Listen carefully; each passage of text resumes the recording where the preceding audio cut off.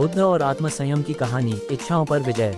एक समय की बात है, एक छोटे से गांव में एक समृद्ध व्यक्ति रहता था जिसका नाम हरित था। हरित की संपत्ति और ऐश्वर्य की कोई कमी नहीं थी, लेकिन उसकी इच्छाएं और स्वार्थ लगातार बढ़ रहे थे। वह हमेशा और अधिक संपत्ति और सुख की खोज में लगा रहता था। उसकी इच्छाओं की कोई सीमा नहीं थी और वह हमेशा और अधिक प्राप्त करने की कोशिश करता रहता था।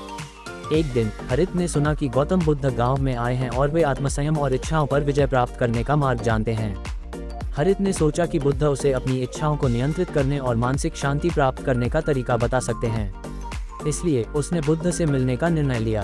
हरित बुद्ध के पास गया और विनम्रता से कहा, भगवान, मैं बहुत सारी संपत्ति और सुख सुविधाओं का मालिक हूँ, लेकिन मेरी इच्छाएं कभी भी संतुष्ट नहीं होती। मैं हमेशा और अधिक की खोज में रहता हूँ।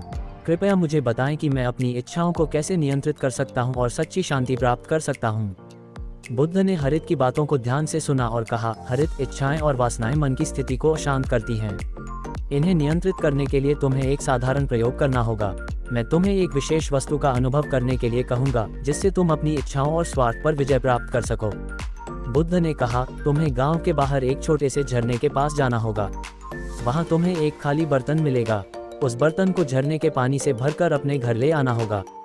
लेकिन ध्यान रखना, तुम्हें उस बर्तन को भरते समय कभी भी पानी को रोकना नहीं चाहिए। हरित ने बुद्ध की सलाह मान ली और झरने की ओर बढ़ा।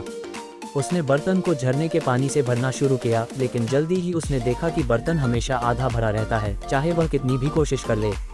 पानी लगातार बहता रहता था और बर्तन कभी पूरा नहीं भरता था। हरित ने महसूस किया कि चाहे वह कितना भी प्रयास करे, बर्तन पूरी तरह से नहीं भर पा रहा है।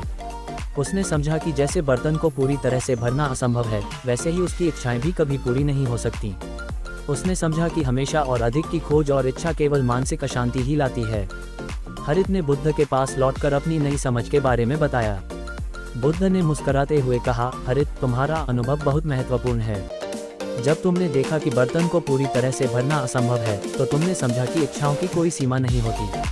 सच्ची शांति तब प्राप्त होती है जब हम अपनी इच्छाओं को नियंत्रित करते हैं और अपने भीतर की संतोष की भावना को स्वीकार करते हैं।